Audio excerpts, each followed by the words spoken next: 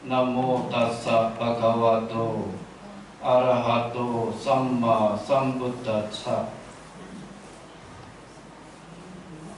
Yo ca rakati athanang akkato tassa bahiro.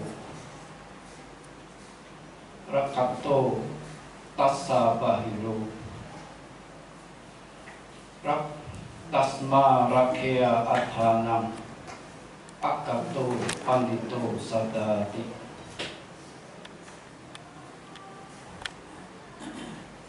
Bila seseorang melindungi dirinya sendiri, pihak luar pun akan terlindungi. Oleh karena itu, orang bijak semestinya melindungi dirinya sendiri. Ia senantiasa tidak terluka. Anuttara Nikaya Dhammika Waka Dhammika Sutta.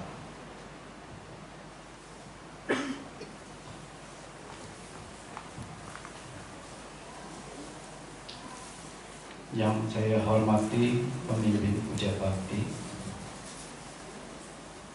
yang saya hormati Rama Ramani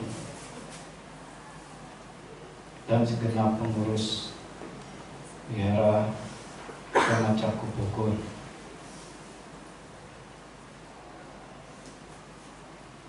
juga yang terkasih Ibu Bapak, Upasika Upasaka. Kita dapat berkumpul di momen bahagia ini yang berketepatan dengan memperingati Trisuci Waisak. Semoga keberkahan Sang Guru Agung yang tiada batas meliputi batin kita saat ini.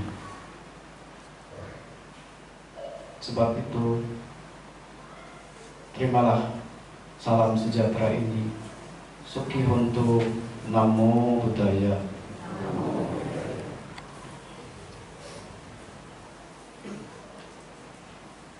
Ibu Bapak Upasaka Upasika yang berbahagia, senang kita semua berkumpul di sini di hari yang mendatangkan keberkahan, kebahagiaan bagi kita semua, khususnya umat Buddha.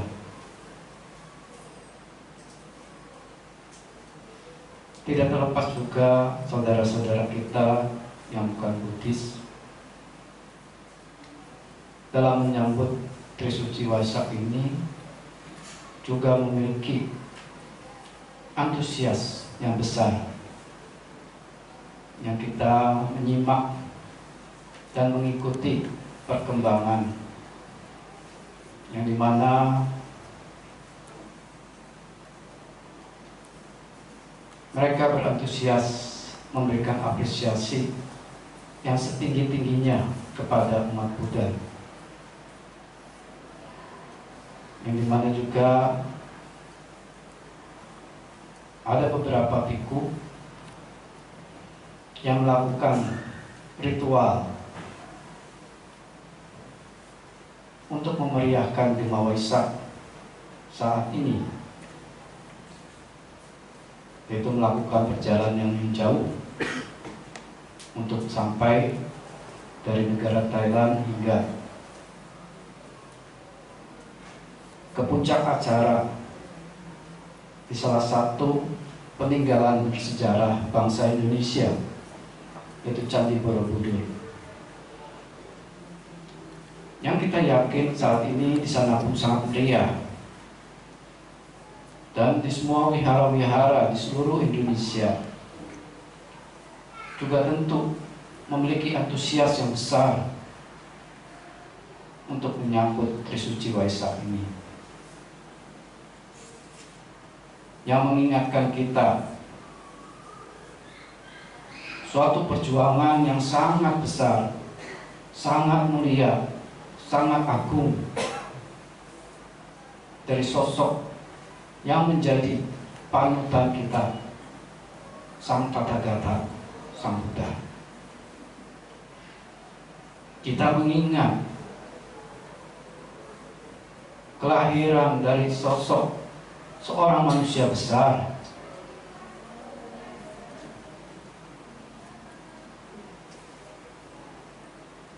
623 sebelum Masehi. Seorang bayi yang memiliki kualitas luhur telah muncul di dunia ini, yang memiliki keluhuran, keagungan, cita-cita yang tinggi, yang mulia.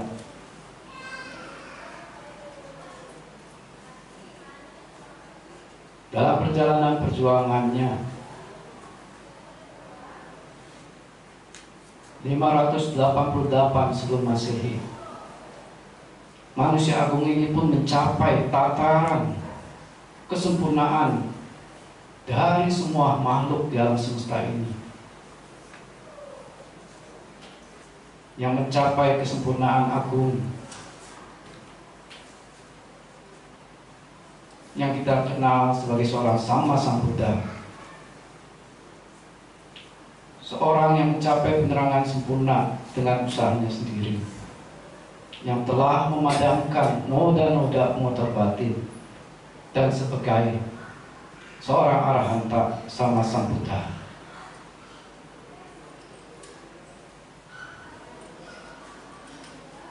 Berkat maha karunia yang beliau pancarkan pada semua makhluk, tidak terkhusus hanya pada manusia, tapi semua makhluk di alam semesta ini,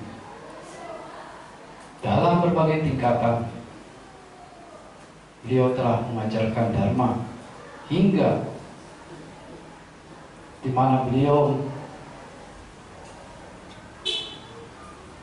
di usia yang cukup sampai kemangkatan beliau di usia 80 tahun,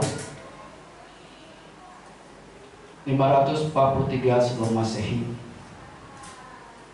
3 peristiwa ini kita ketahui jelas ini terjadi pada bulan Waisak, Purnama Sindhi. Sempat beberapa perdebatan muncul di kalangan masyarakat umat Buddha tentang peringatan Waisak, yang memang sebagian besar belum mengetahui tentang kosmologi penanggalan dari Buddhis. Yang kita hanya mengetahui penanggalan Masehi atau solar dan lunar dalam tradisi Tiongkok. Tetapi dalam tradisi Buddhis hanya dikenal 2 masa yang disebut Kanhapaka dan Sukapaka. Kanhapaka artinya bulan gelap, dan Sukapaka adalah bulan terang. Nah, sesungguhnya jatuhnya bulan terang itu kemarin. Dan penanggalan secara Buddhis pun ada 12 bulan ya. Salah satunya kita mengetahui 1 bulan, yaitu seperti Waisaka, Magha ya. Kemudian ada Botaba dan lain sebagainya, ada 12 nama bulan. Tapi perhitungan tiap bulan itu bergantung pada di mana posisi bulan itu gelap dan terang. Sukapaka dan Kanhapaka ya. Sukapaka itu bulan terang, Kanhapaka bulan gelap. Nah, momen jatuhnya istilah seperti saudara kita umat muslim ketika menentukan peringatan Idul Fitri ya, melihat hilal kan. Nah, demikian pula dalam Buddhis ini melihat momen di mana bulan itu benar dalam kondisi yang gelap dan memasuki terang total.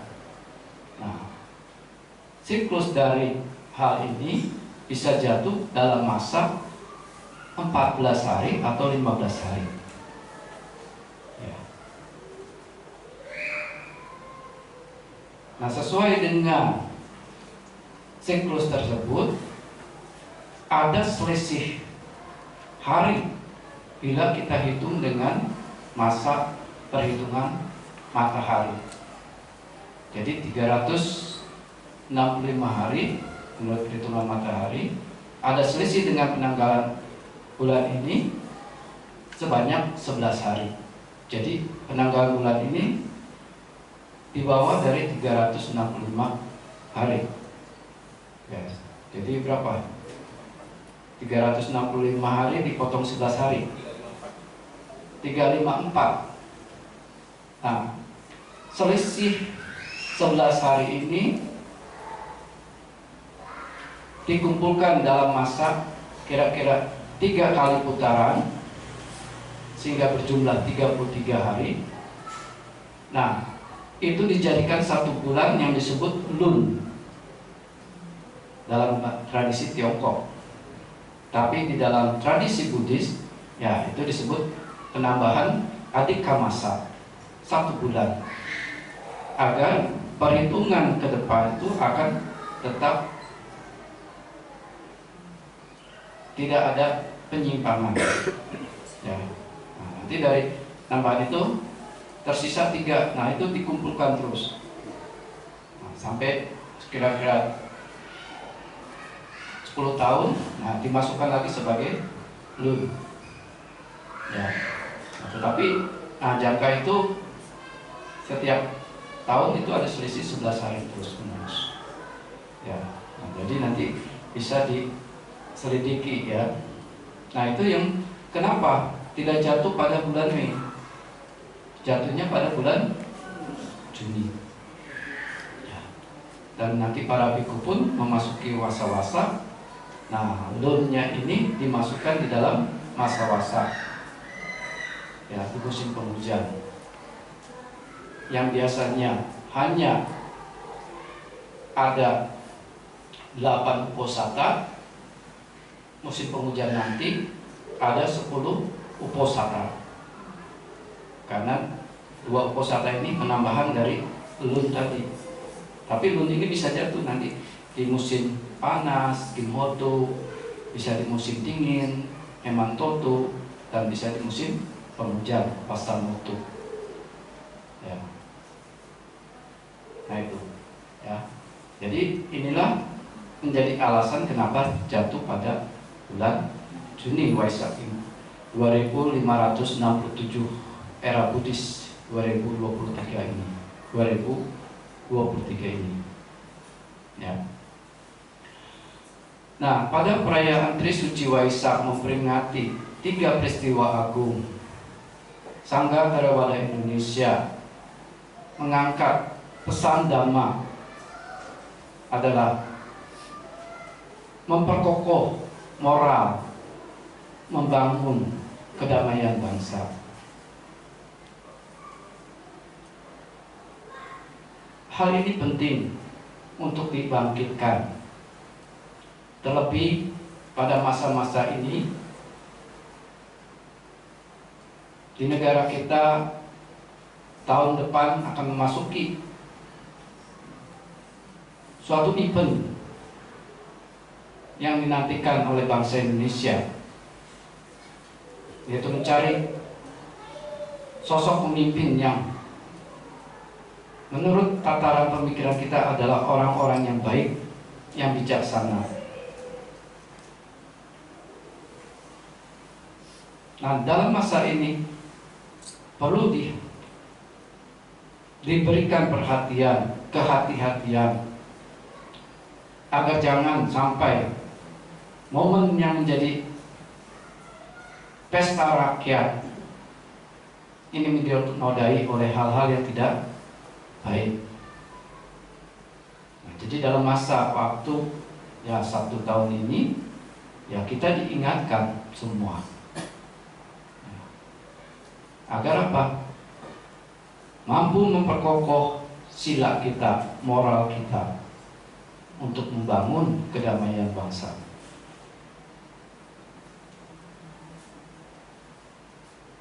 Manusia dalam kehidupan masyarakat kita akui semuanya tidak dapat hidup dengan secara individu, sendiri-sendiri.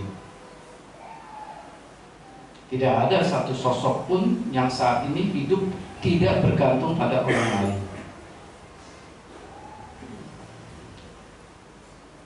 Kita semua bergantung pada orang-orang di sekitar kita. Para biku bergantung pada umat-umat penyokong.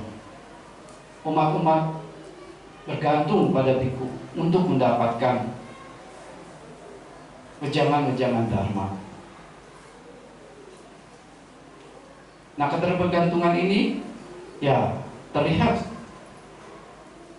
dalam komunitas kehidupan kita sehari-hari.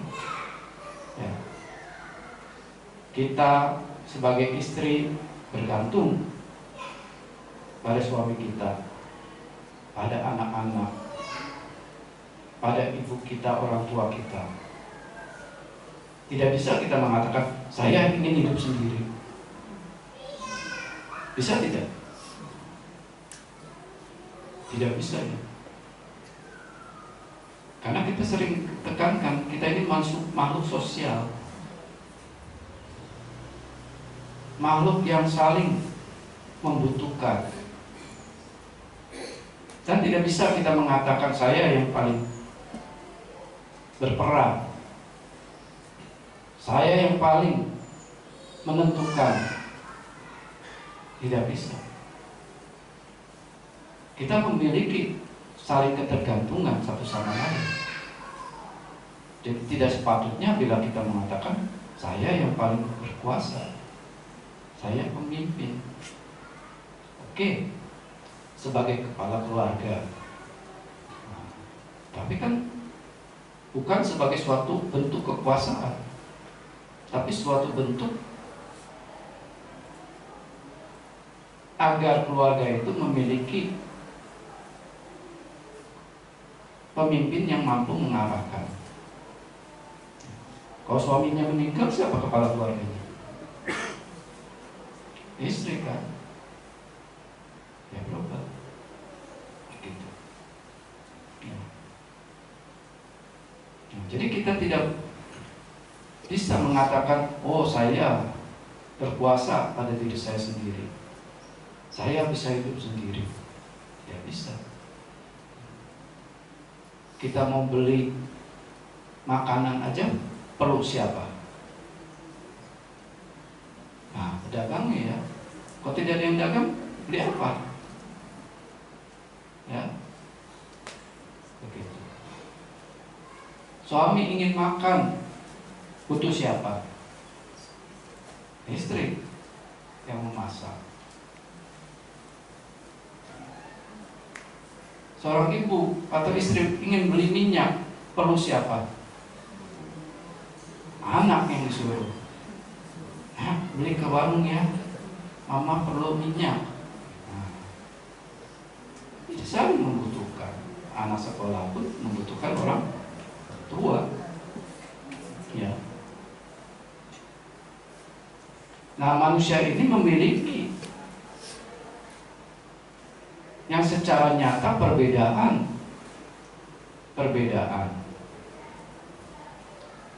baik itu perbedaan watak, karakter, dan kekuatan. Apakah anak-anak kita ini wataknya sama? Nah, ibu bapak yang punya anak, satu rahim enggak? Nah, satu rahim ya. Satu benih enggak? Nah, tetapi apa? Wataknya berbeda. Wataknya berbeda, kekuatannya berbeda. Ya. Ada yang wataknya baik, ada yang wataknya buruk, kasar, ada yang lemah lembut. Ya. Kekuatannya berbeda juga. Yang satu cerdas, yang satu sedikit harus berupaya lebih banyak. Ya.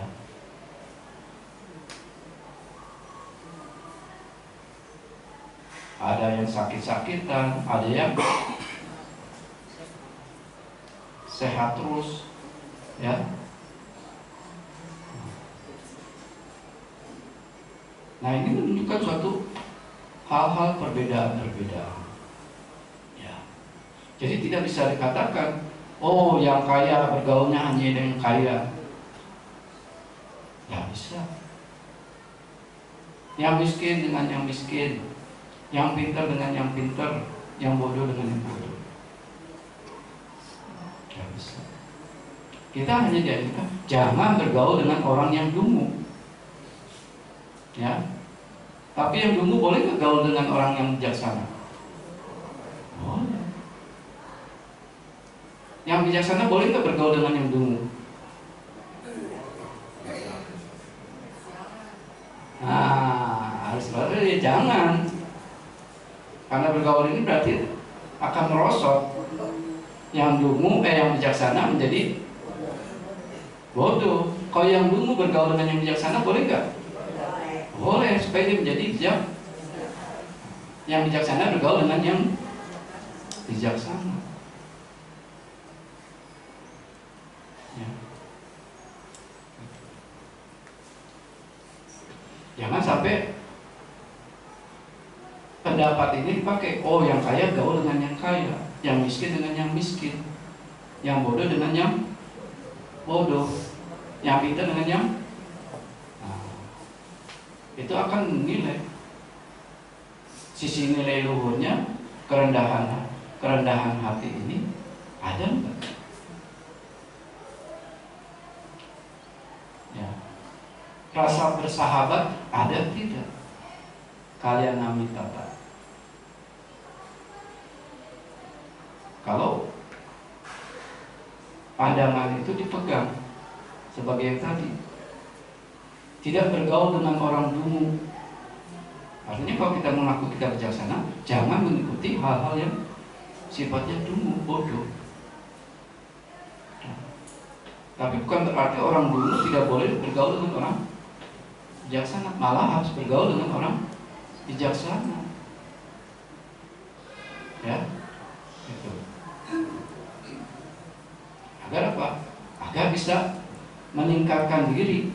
Ya seperti Bapak Ibu sekalian dan juga termasuk Bante mencari samana-samana yang bijak. Karena kita menganggap diri kita masih bodoh.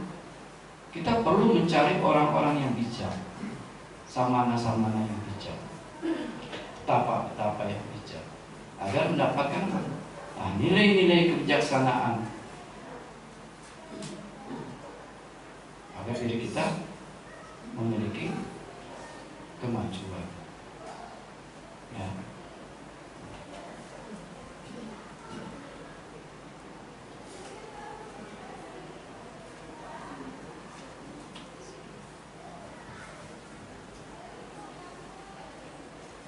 Agar kita memiliki kemajuan. Nah, seperti kita melihat ya di perjalanan, di jalan-jalan, banyak berseliweran kendaraan-kendaraan yang beragam. Betul? Ada kendaraan roda 2, roda 4, roda 3 ada nggak? Udah nggak ada ya? Dulu bemo ya. Jakarta Bajaj masih ada. Sudah nggak ada? Ada kan? Beca masih ada. Ya. Ya. Nah, dengan melihat fenomena keberagaman alat transportasi tersebut, nah ini mewakili juga dengan keberagaman karakter manusia yang beda watak, beda kekuatan, ya kan? Kendaraan roda 4 yang kekuatannya sampai 5000 mph dengan kekuatan 1500 sama nggak? tetapi semuanya digunakan sebagai alat transportasi. Nah, dalam pengendaraan alat-alat transportasi ini, kalau tidak ada aturan, gimana? Nah, bisa timbul macet total. Kita warga Bogor aja udah bingung ya, mau kemana-mana bingung, gara-gara jembatan Otista tadi dibongkar. Orang Cikarang bilang keder. Jadi keder. Kemana ini? Supaya nggak macet. Lihat Google Map, malah disasarin macet. Ya, kadang Google Map juga iseng. Ya, mungkin kalau kita menyimak, oh mungkin tujuannya supaya jangan padat. Karena kalau diarahkan ke yang jalan lancar, semua lari ke sana, macet nggak? Macet juga. Jadi sedikit dibelokin, ya. Nah, kita greget kan sama Mbak Google kadang, oh kejebak macet. Ya, terus berubah lainnya juga. Yang dari biru, tiba-tiba merah, begitu di tempatnya. Nah, gitu, ya. Nah, kita perlu suatu regulasi agar apa? Ada ketertiban untuk merecovery perbedaan-perbedaan watak dan kekuatan. Seperti mobil itu, ya. Kamu harus tuntut mobil yang mempunyai kekuatan 5.000 mph maupun 1.500 mph, ketika letter S garis dilarang stop. Walaupun yang mobil 5.000 itu punya kekuatan, bisa nyogok aparat, bisa kan? Karena pengen parkir sebentar dulu, karena perlunya di seberang. Nah, bisa aja kan? Cincai lah, ditilang. Berapa sih maunya? 5 juta mungkin mampu. Kasih, yang penting urusan beres. Nah, tapi kalau hal itu dilanggar, menimbulkan apa? Kekacauan nggak? Kekacauan, ya, kekacauan. Nah, sebab itulah demikian orang-orang bijaksana ini ketika melihat pola perbedaan-perbedaan watak dan kekuatan individu-individu manusia ini, ya, orang bijak ini melihat perlu suatu regulasi yang harus ditetapkan agar individu-individu ini menjadi sosok-sosok yang memiliki ketertiban, keamanan, kesejahteraan yang bisa dicapai, ya, yang bisa dicapai. Jadi regulasi itu tujuannya apa? Untuk mencegah perilaku-perilaku yang buruk dan mendorong perilaku yang pantas, perilaku-perilaku yang patuh. Nah, sang tata gata pun bukan merumuskan, ya, mengungkapkan kembali regulasi yang membawa kesejahteraan manusia ini, bagaimana menjadi manusia yang berperilaku yang pantas, tertib, taat, memiliki keberkahan sebagai manusia. Ya, kita udah ingat peraturan kita ada berapa? Ya, sebagai umat awam 5, ya. Tidak membunuh, tidak mencuri, tidak berbuat asusila, tidak berbohong, tidak mabuk, ya, tidak mabuk. Dan meningkat ketika hari Posata, nambah peraturan. Jadi 8 sila memberikan manfaat nggak? Memberikan manfaat ya. Ada yang sudah mengalami manfaatnya. Sering sakit-sakit penyakit lambung, nah ikut belajar atas sila. Nah, tadi mengatakan Bante, sembuh Bante. Saya praktik 8 sila. Nah, jadi regulasi ini mendatangkan sisi manfaat.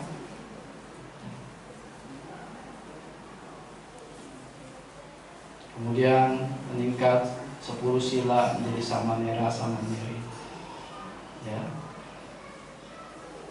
Dan kemudian menjadi bhikkhu 227 sila yang menjadi regulasinya, peraturan agar apa? Mampu mencegah perilaku-perilaku yang buruk dan mendorong perilaku yang baik-baik, yang bagus-bagus, yang bermanfaat, yang mendatangkan keberkahan. Ya.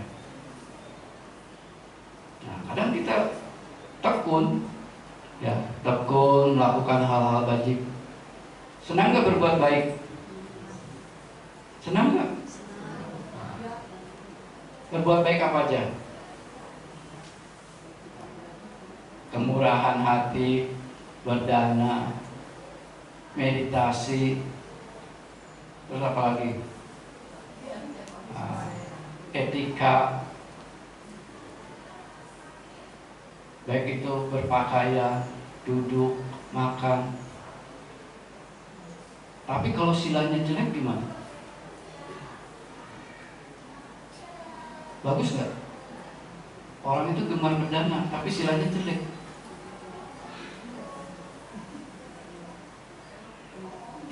Ya. Tapi dia rajin berbuat baik, berdana, menyokong gembira kalau ada kesempatan berbuat baik, melakukan pangsel. Nah, kemarin Ibu-Ibu Wandani melakukan pangsen, ya, mohon maaf Bante tidak bisa hadir karena ada hal yang tidak bisa dikuasai Bante, nah, sehingga Bante meminta untuk memulai saja, ya. Nah, itu kan kebaikan pangsen. Nah, tetapi tidak ada moral yang baik. Setelah pangsen di rumah mukulin nyamuk, wah, pakai raket, wah, bunyinya seperti lagu kan, nah, gitu kan, gitu. Bilangnya apa? Nyamuknya yang datang Bante, saya mah cuma ngayun. Ya. Hah? Nah, iya, kenapa nggak kenain tangan? Nah, kita bayangin, kita aja nggak mau disetel, nyamuk gimana? Ya hangus, ya. Nah, gitu, ya. Nah, jadi perlu suatu regulasi yang dimana udah menanam kebajikan-kebajikan, ibaratnya memiliki bunga-bunga, ada bunga mawar, bunga krisantinum, ada bunga apalagi bunga nih, berarti nggak kenal semua ini. Ada bunga pikok, ya. Ada bunga sedap malam, ada daun-daun apa itu. Nah, kalau digeletakkan begitu saja, indah nggak? Belinya mahal nggak? Nah, kebajikan kita kan diupayakannya mahal kan? Kemurahan hati, melatih cita bawana dan sebagainya, mahal. Tapi kalau tidak dirangkai dengan benar, yang mengikat menjadi satu buket yang indah, ya berantakan. Walaupun mahal, bagus, harum, indah enggak? Jadi perlu apa? Perlu benang yang merangkai. Siapa yang harus merangkai? Nggak bisa ya bunga tuh cek. Nah, gitu. Nancepnya juga harus hati-hati, nggak tahu nggak? Apa asal bunga nih, ibu-ibu? Cek. Gak bagus juga. Harus tahu ini di mana diletakkannya, sehingga memberikan penampakan hal yang indah. Nah, demikian pula regulasi ini dikatakan seperti benang yang merangkai bunga-bunga kebajikan ini, agar bunga kebajikan ini tersusun menjadi sesuatu yang indah dipandang, yang mendatangkan orang yang melihat maupun diri kita yang melihat apa? Tumbuh keyakinan sadar pada kebenaran Dhamma, kepada Sang Tathagata yang sudah menunjukkan ini loh regulasi. Kalau kamu ingin menjadi manusia yang luhur, jaga 5 sila ini dengan baik-baik ya. Seperti dalam permohonan sila kan manfaatnya ada, akan terlahir di alam bahagia, mengkondisikan kebahagiaan, akan memperoleh kekayaan jasmani materi maupun batin, dan mampu untuk mengarah pada padamnya kilesa, menutup kilesa ya. Jadi rangkaian kebajikan-kebajikan ini kita ikat dengan apa? Benang moralitas kita. Berdana tapi moralitasnya jelek, unggul nggak si penerimanya? Ketika berdana moralitasnya jelek, unggul nggak? Ya. Nah seperti itu, sehingga mendatangkan apa? Keyakinan, menumbuhkan keyakinan, mendatangkan apa? Kejernihan, ketenangan yang jernih. Orang melihat tenang, jernih. Oh, dia tidak ada itikat buruk ketika kita melihatnya. Dia tenang, santun, indah. Kitanya terlindungi nggak sebagai yang melihat objek sebagai pihak luar? Nah, kita merasa nyaman. Oh, dia nggak ada pemikiran-pemikiran negatif, nggak ada kemarahan, nggak ada intrik-intrik, sehingga kita nggak perlu seperti orang yang waspada, curigaan, ya kan? Curigaan capek nggak? Capek ya. Curiga suami pulang malam, nah curiga, capek nggak? Bisa tidur nggak? Nggak bisa tidur.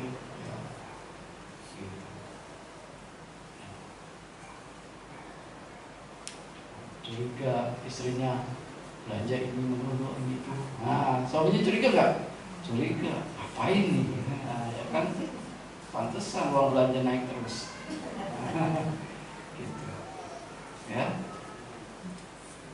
Nah, jadi sila ini mengikat, mendatangkan keyakinan, mendatangkan ketenangan yang jernih, baik pada diri sendiri maupun pihak orang lain.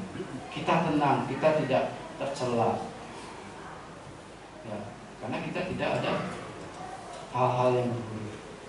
Kebajikan kita tidak ada celah, tidak ada pengotor-pengotor batin yang menimbulkan penderitaan. Nah, oleh sebab itu semua agama menekankan, menetapkan moral akhlak ini penting.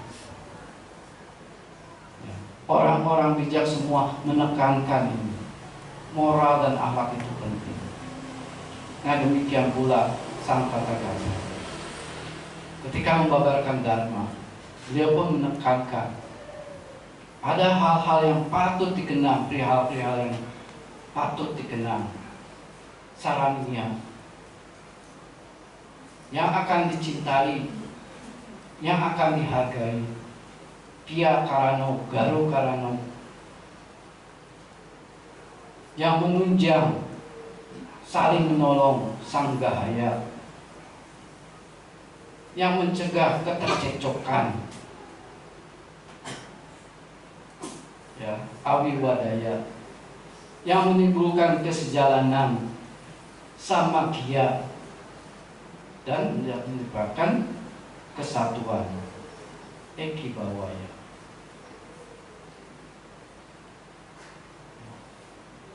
Nah, enam dharma ini ya kita semua tahu, memancarkan cinta kasih melalui perbuatan jasmani, memancarkan cinta kasih melalui ucapan, memancarkan cinta kasih melalui pikiran. Hal yang diperoleh sebagai milik bersama dibagikan pada sesama. Suami istri bekerja yang tujuannya sebagai milik bersama, ya dibagikan bersama. Anaknya nggak kerja, nggak boleh diterima, nggak boleh dikasih, gimana? Nah, nggak disekolahkan, gimana? Terus sekolah di hutan, ya. Jadi kan itu dibagikan bersama. Ini untuk uang sekolah, ini untuk makan, ini untuk buat rekreasi kita, dan ini untuk apabila salah satu anggota kita sakit, ya. Oh, kamu sakit, siapa suruh sakit? Kerja sana, mati nggak? Mati ya.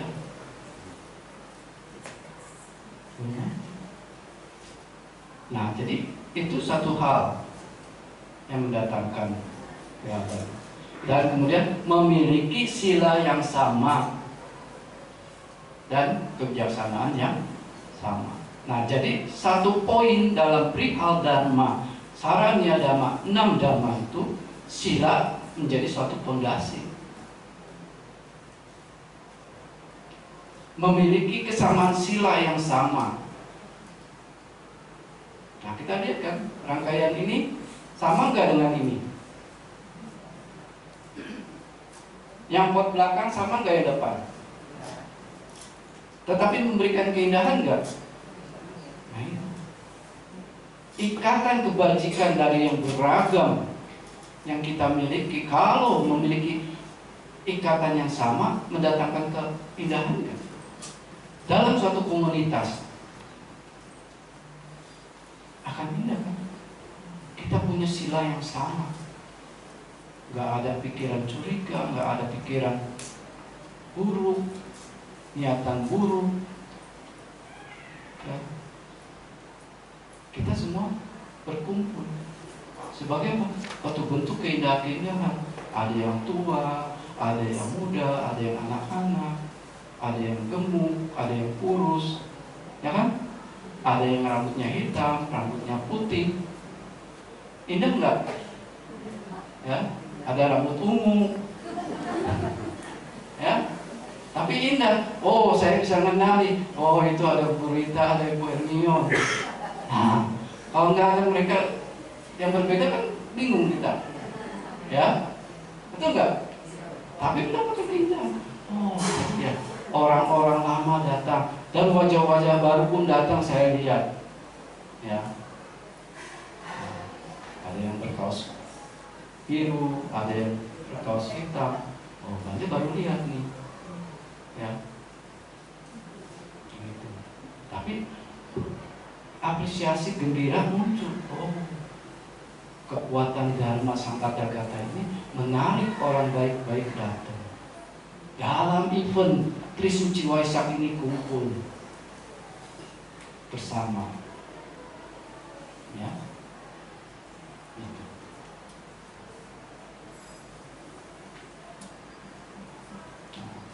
Tetapi ya, sila ini ya, di dalam Saranya Dhamma ini, satu adalah silanya ini tidak tidak berlubang. Silanya tidak terputus-putus. Hari ini ngambil 5 sila, besok nggak puja bakti, los, ya, karena silanya baru nanti hari ini Minggu. Kalau ada bante, ya. Kalau nggak ada bante, minta sama patung, nanti dibilang berhala, ya kan? Nanti kita mau poin sila di patung Sang Buddha, nanti orang lain lihat, oh kan bener kata umat agama lain, pandangan lain, umat Buddha berhala. Minta sila sama kalau ada bikunya minta sila sama biku, oh pantas, sama-sama manusia. Ya. Nah, jadi silanya tidak terputus-putus. Artinya apa?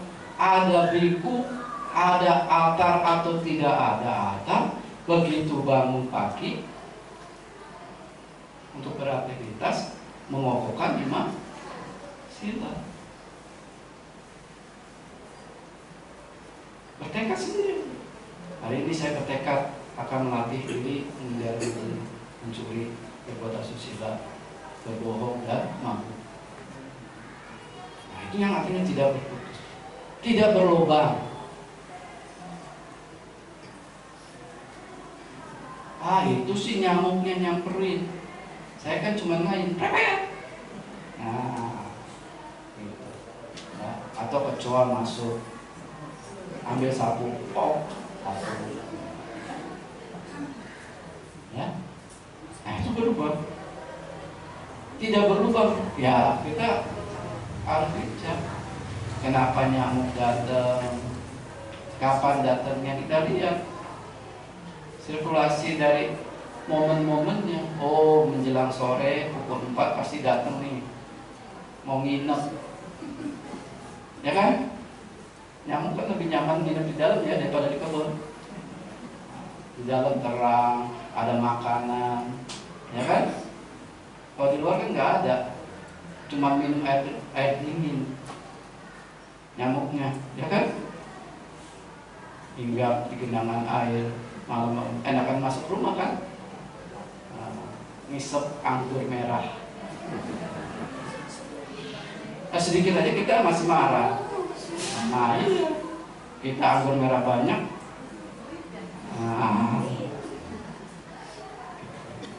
Ya. Nah itu. Ya, menunjukkan. Tidak berlubang. Tidak belang. Belang apa? Ya, ternoda oleh pengotor-pengotor batin. Menjalankan sila tujuannya apa? Supaya apa? Rezekinya berkembang. Supaya orang mandang kita dan sebagainya. Nah, belang. Tidak bernoda di sana sini, tidak dikotori oleh pengotor-pengotor batin. Dan tidak dikotori oleh tanha dan pandangan salah. Oleh tanha, kegandrungan yang bermula pada nafsu indriawi. Kegandrungan yang bermula dari pandangan salah, bahwa ada sesuatu yang kekal. Kegandrungan yang bermula pada pandangan salah, bahwa segala sesuatu akan musnah atau tanpa akibat. Jadi beranggapan ya sila ini hanya sebagai sesuatu, bukan hal yang memberikan akibat. Sila memberikan akibat. Walaupun kita di dalam kamar sendirian, ya, berucap bohong, berakibat enggak? Berakibat. Enggak ada yang lihat, tetap membunuh nyamuk walaupun enggak ada yang lihat, berakibat enggak? Berakibat. Ya, gitu. Nah, kadang kita menempatkan apa? Moralitas yang kadang ini sifatnya sementara. Kenapa Pandai katakan yang sifatnya sementara? Nah, supaya kelihatan kita elegan. Misalnya duduknya rapi, pakaiannya rapi, ya. Tetapi di pikirannya maleng, mbak. Gak ada yang lihat, ambil. Gak ada yang lihat, lakukan hal buruk. Ya, ya diri sendiri. Orang lain pun nggak melihat. Kadang diri sendiri nggak melihat, ya kan? Karena kebodohan batin nggak melihat kita ini sedang keliru, ya kan? menganggap saya sudah punya sila yang baik, saya punya ini. Masa lu gak lihat saya sih? Kok saya nggak disebut-sebut sama Bante? Marah. Ya, ditegur sama Bante, marah. Ya, padahal dirinya keliru. Tapi menganggap silanya sudah tinggi, sudah luhur. Padahal sila yang dipegang ini tidak stabil, tidak sejati. Yang sejati apa? 5 kemoralan sila itu bukan dari sisi dandannya yang rapi, ya, maaf, rambutnya nggak disemir, ya, kok dia memang hobinya nggak disemir, mau kelihatan putih, meninggalkan dunia putih, boleh nggak? Meninggalkan dunia hitam. Boleh nggak? Ya boleh. Ya, terus istrinya marah, kamu ini makin tambah usia nggak mau ngurus. Ya, namanya kan rambut berubah. Ya, tapi yang udah putih terus disemir boleh nggak? Ya boleh. Ya, tetapi yang ditegakkan secara utuhnya adalah pesan-pesan moralnya. 5 Pancasila itu yang dijaga. Ya. Jangan jadi orang dungu. Orang dungu ketemu orang yang sakti, kan langka kan? Betul nggak? Kita ketemu orang-orang yang sakti, gampang nggak? Susah. Termasuk orang bijaksana, susah nggak? Susah. Tapi begitu ketemu, mintanya apa? Obat pencahar yang ada di rumah. Tahu obat pencahar? Obat buat buang air besar. Hanya untuk itu. Jadi pertemuan dengan orang yang sakti, yang bijaksana, yang menurut kita langka, sia-sia nggak? Hanya minta obat pencahar. Yang ada di apotek pun ada. Sia-sia nggak? Nah, apalagi ketemu Sang Buddha, udah ada obat nih bagus. Bante, gimana supaya saya cantik terus? Sila apa? Semuanya berubah. Ya kan? Bante, supaya saya enteng jodoh, harus gimana? Kan sia-sia. Ya, sia-sia. Ada satu cerita, ada seorang pemuda desa ketemu dengan Dewa Saka. Bertemu Dewa Saka cuma minta apa? Hai Dewa, mohon berikan saya korek api buat menyalakan api dengan cepat. Sedangkan Dewa Saka bisa ngasih apa? Macam-macam ya. Tapi mintanya itu, bodoh nggak? Kita ketemu Sang Buddha dan ketemu ajaran Sang Buddha saat ini, dharmanya ada, mintanya apa?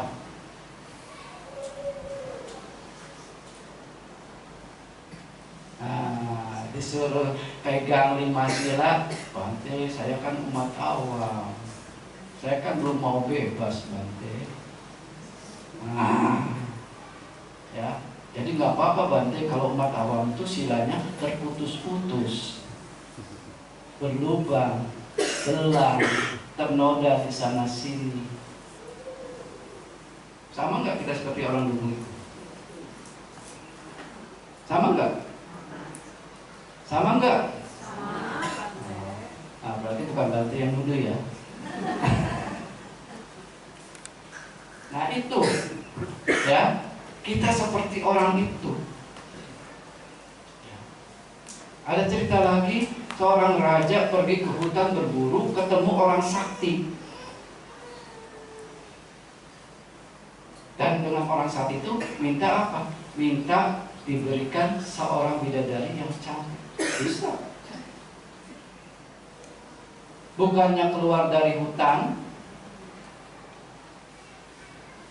malah tambah tersesat, Dan bidadari itu hasil ciptaannya pun lenyap nggak? Lenyap. Akhirnya apa? Mati di hutan itu dalam kondisi kegelisahan dan kerinduan terhadap bidadari.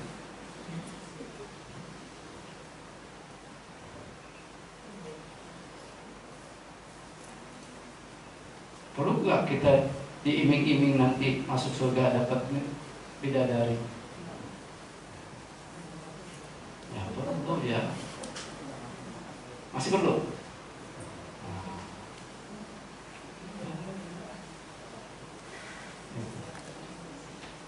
Nah, kita harus menjadi orang yang bijaksana. Oh, ketemu orang sakti, orang yang langka, sang tata gata, yang saat ini pun walaupun kita tidak melihat sosok sesungguhnya, kita mampu melihat sosok dari sasananya, ajarannya. Setelah ketemu sosok ajarannya ini, apa yang mau kita ambil, kita minta? Apakah mau padamnya derita, apa mau pahala-pahala?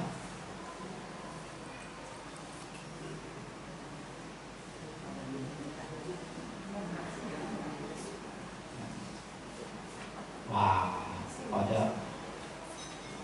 pada ngedumel.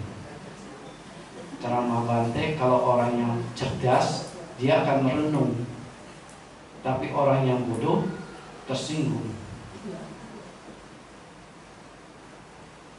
Bante bisa aja ngomong. Emang Bante nggak perlu duit? Kalau umatnya nggak punya duit, makanan Bante dari mana? Begitu kan? Ngangguk-ngangguk gitu. Ya.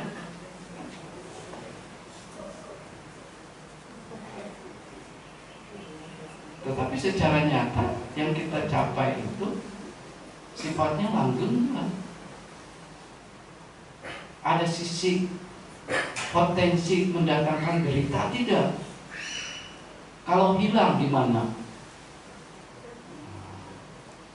Kita mau hilang dari kehidupan ini gimana? Bisa nggak? Nah, ya, bisa ya. Nah, ibu bapak sekalian, ya semoga pesan Dharma ini yang dimana tema yang diangkat oleh Sangga Theravada Indonesia memperkokoh sila dan membangun kedamaian bangsa dengan moralitas ini, ya kita menjadi satu bagian yang memberikan kontribusinya. Karena esensial moral ini sangat penting. Ya, jadikan sila ini, moral ini pengikat kebajikan, sekian banyak kebajikan yang sedang kita buat ini menjadi rangkaian bunga-bunga yang indah. Jangan tergeletak asal-asalan. Kita berjuang susah, belinya mahal, tapi tergeletak saja. Gak indah. Kita harus merangkainya dengan sila kita. Ya, semoga pesan Waisak ini mendatangkan keberkahan, kebahagiaan, dan semua maju dalam Buddha-sasana. Bante akhiri sabe sata bawantu sukitata, semoga semua makhluk berbahagia. Sadu, sadu, sadu.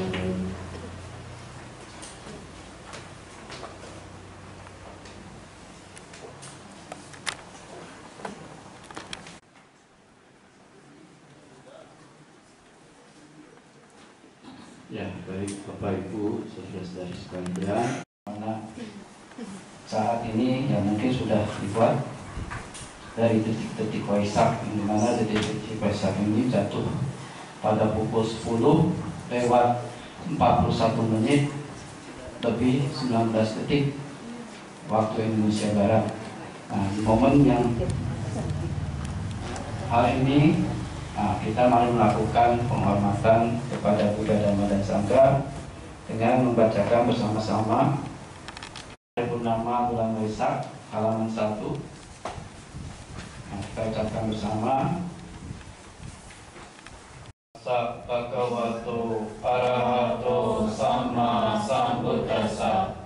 Sanggo Sangi Sipatipanno Bhagavato Sawaka Sanggo Yanidam Cattari Purisa Yugani Atta Purisa Pugala Esa Bhagavato Sawaka Sanggo Ahuneyo Ahuneyo Kakineyo Anjali Karaniyo Anutarang punya ketan lokasa Ayang ko panapatima Tambagawantan Kundisa kata patiha kita Yawa dewa dasanena Tambagawantan Anusarewa Pasada wega apila baya Yabaga hite disakarehi.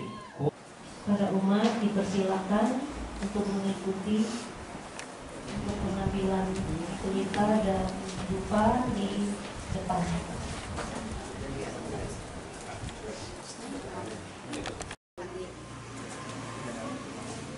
Satu ya, satu.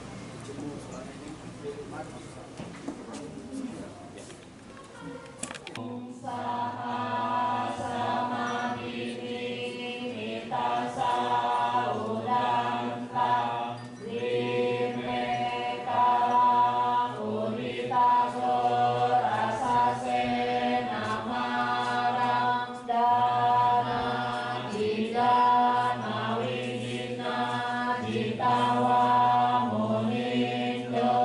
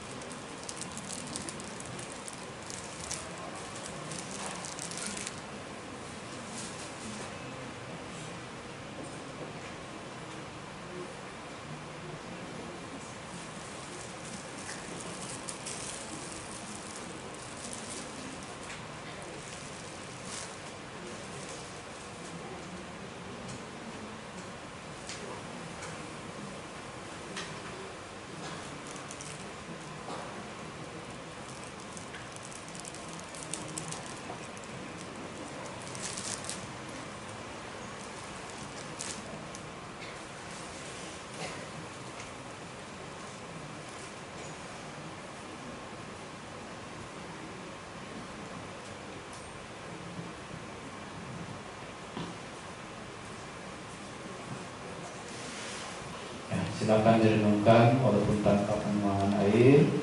Konsentrasikan pikiran ini. Semoga sanak keluarga yang telah meninggal, bila mereka mengalami penderitaan, semoga penderitaan mereka lenyap. Semoga kondisi momen baik ini mereka menerima dengan kemudahan, dengan sukacita, dan semoga terakhir di alam yang bahagia. Dan semoga para dewa penunggu tempat yang turut hadir dalam event kebahagiaan ini juga memperoleh keberkahan, menjadi kuat, kokoh, dan semoga memiliki berkah-berkah yang besar. Dan semoga para dewa mengkondisikan hal yang baik. Semoga pengharapan-pengharapan Ibu Bapak sekalian kita semua tercapai sesuai dengan kebenaran dharma. Nang petana upagapati icitang patitang tumhang kipamewa samijatu sampai